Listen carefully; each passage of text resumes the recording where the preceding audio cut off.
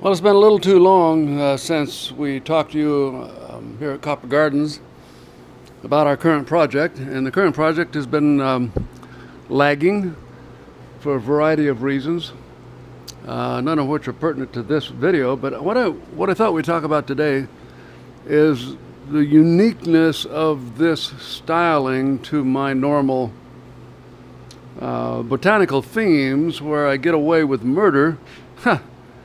Well, I get away with a lot because I have the freedom to move leaves and branches and things around, and bamboo stalks and what have you, and it makes certain aspects of the process easier than a more architectural design such as this one.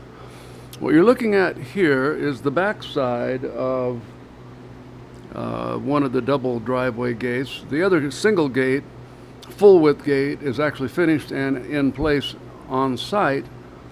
And now we're back building the doubles, assembling them. The unusual aspect is that I have a flat sheet of metal, highly textured, that has to curve and then wrap over the curved tubes that support it.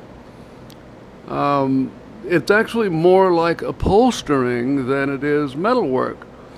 Metal, of course, you can stretch and shrink to a large degree, but we've lost a lot of that ability by adding the texture.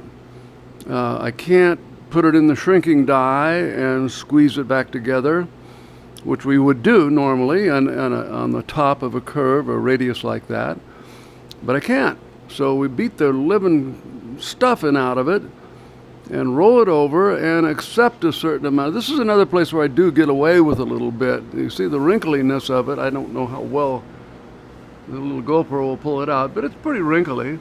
But then so is the texture. So when the backside comes on and rolls over, we will make a seam that is maybe not entirely invisible. Certainly if you get up close and have a look down here, this is the bottom where we've already wrapped two sides, and I've made a contiguous seam along the top where if you stand back just a little bit, or let's see if I can pick this up. It's probably only about 70 or 80 pounds right now, and you look at it from the front view, which this will be a kind of a poor, not enough light, I'm sorry.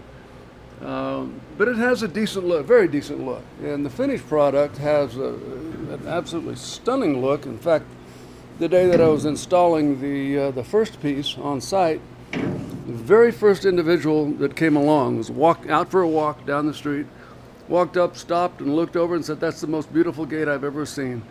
That certainly made my day and got it off to a good start. Anyway, so here's the other frame, just to look. Well, there's so much in the background, it's kind of busy, isn't it? But there it is. That's what we're wrapping our textured panels over.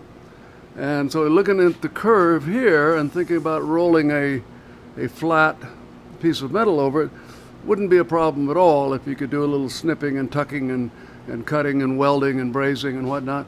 But where you have to roll a single piece over, it gets really complex. In fact, you might see here how much it has bowed out way down at that end.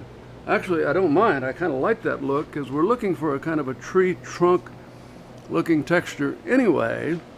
And let's see if I have another light that'll help us at all here. Maybe, maybe not. So we're bowing it out a little bit, kind of lending the look to that tree trunk kind of a thing. So it's kind of fun. Here we have the hinges, and I'm waiting to drill the holes because we've had some questions about the alignment of the hinges on site. They're good, but they're not quite perfect, and I want them to line up and everything, of course, to work as well as we can. So that's a condition of panel number one of the double gates, and we'll come back and give you another look at it, hopefully in a couple of days, and show you that we've actually been doing something. All right, take care. Thanks for checking in.